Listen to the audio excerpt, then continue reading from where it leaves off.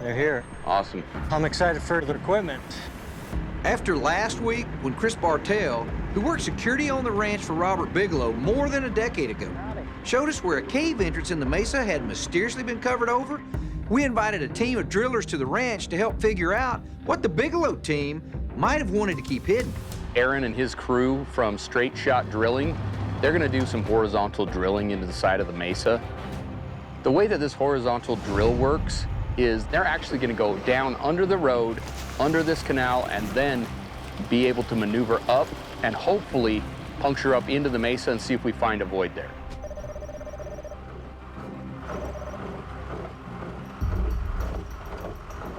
How deep are you? 80 feet. You're 80 feet out? Yep. How many gallons of fluid are we into this now that hasn't come back out? 500 out of this tank, 1,000 out of the last one, and 4 out of the first. So we're talking 2,000 gallons around there. It could be punching through into that void. Wow. Whoa, look at this. That's what's going on there. Okay, so it's there it is again. Again, we're doing something here that we've not done before. Out here, outdoors, with this thing running. Yep. And so there's a correlation. Always. Yeah. I noticed that the spectrum analyzer is giving us once again this mysterious 1.6 gigahertz signal, like the one recently captured at Homestead 2. Every time we've seen that signal, something really strange has happened. Hey, Bryant, if you guys are game, I've got some handheld instruments that you could take out to the homesteads. You know, just wander about and see if you get any unusual readings out there. Yeah, it always seems like it's almost like a bait and switch type of a thing. You focus your energies in one spot, and then all of a sudden stuff happens in other areas. Right. Well, do you want to go head down to the homestead then? Yeah. Okay, let's do it. I've decided to send Tom and Dragon out to the homesteads and see if we pick up anything happening out there.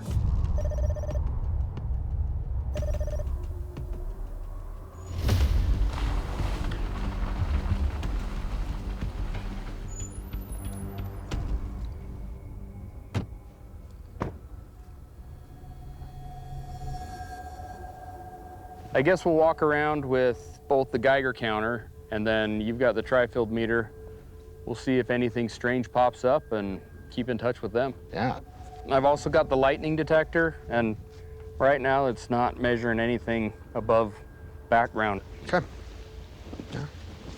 Well, let's walk around the back where we've seen some strange stuff, and then I guess we could even poke around inside the building a little bit. Okay. Now, what am I getting? Holding all that. Oh, it's a lot of noise. This doggone thing is broadcasting. This thing shouldn't be broadcasting anything. Why would a device that's designed to receive be broadcasting? Hey, Bryant, Tom, you copy? Yeah, I got you. Go ahead, Eric. We've got an RF spectrum analyzer, which is a receiver that seems to be broadcasting instead of just receiving. That's not good. We'll just have a listen at this.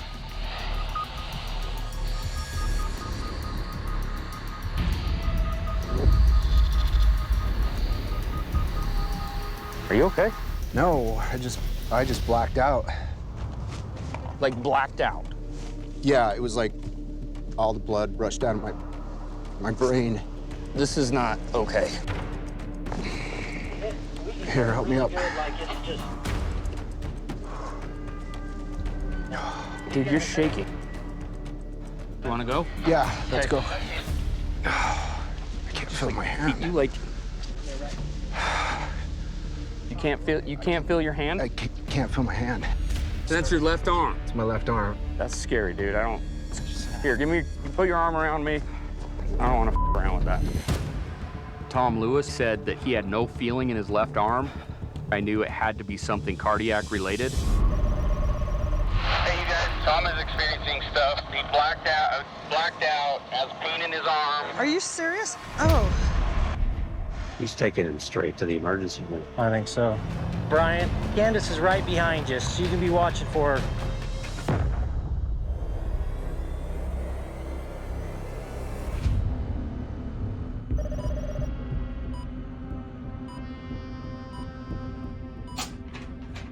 We're here at the emergency room still. The doctor finally came with results and basically couldn't say what exactly happened to cause Tom to pass out or black out. He said my heart is skipping beats every so often. And so he's running lots of lab tests, see if he can figure out why. It's very unsettling because of the sequence of events that led up to that radio call.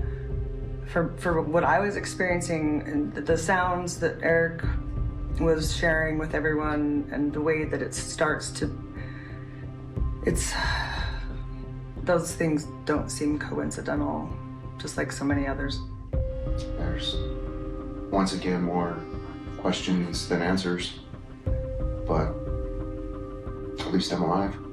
Yeah, it was scary, and that's all over now.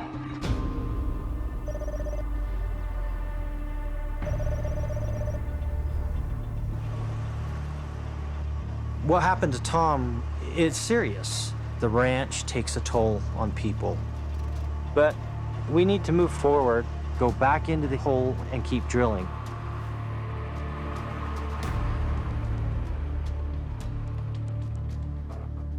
As we get deeper into the hill, the mud finally starts flowing. It fills up this large hole that they dug with a backhoe to catch this stuff. It becomes necessary to vacuum it out. Hey, Thomas, Yeah. my vac's full. I need to go dump it. Oh, okay. All right.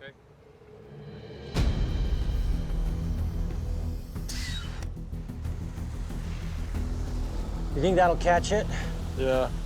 We put a screen underneath of it when we dumped it, just to see if we could catch anything that might be coming out of that hole.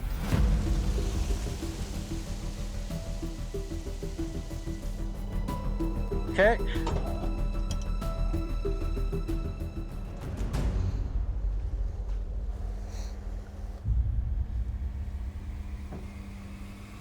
What is that?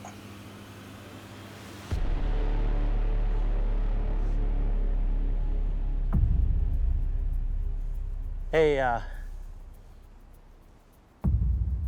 look at that. Thomas? What are you seeing? I Looks don't know like if you're that's studying rock or if it's like rust or What? Oh my. just rock. It's brittle. This is really thin. What did you think it was when you first saw it? Well, I wondered if it was like metal flakes or something. That's exactly the same impression I got. I'm surprised to see that there are pieces of material, not rock, possibly metal, being screened out of that 800-gallon volume of slurry with bentonite clay. I don't know what this material is. At first, it appears to be like rust or some kind of sheet metal that has been broken into pieces. So this is that Well, really, that's- that's that really large one. That's the biggest one we found, right? Yeah, yeah. All right, I want to rinse it off back here away from the electronics. Okay. Let's get the other side. All right. Well, look at that. Do you have any? Yeah, look at this surface here is all bumpy. It's a kind of a brownish color. And this has got streaks of that brown in it, but there's a black color here on this much flatter, smoother surface. Well, let's find out what it is. Does it have to be dry to analyze it? Yeah, I'd prefer to let the thing dry off. Okay. In order to identify what that material is, at least to get a sense of its composition, I've decided to use the handheld X-ray fluorescence analyzer, or XRF instrument, and see what elements show up. I like to describe the XRF device as basically a fancy X-ray flashlight. We shine those X-rays at objects and we look at what X-ray colors come back to identify the materials of which they're made. So this is telling me on this first reading on this side, we're looking at calcium, iron, silicon, aluminum, magnesium. Wait, iron? Yeah, And aluminum? yeah, it's like 8% aluminum on that shot. How much iron is it? That time it was 26%. So this is definitely metallic then. Oh yeah. Let's take a look at this other side.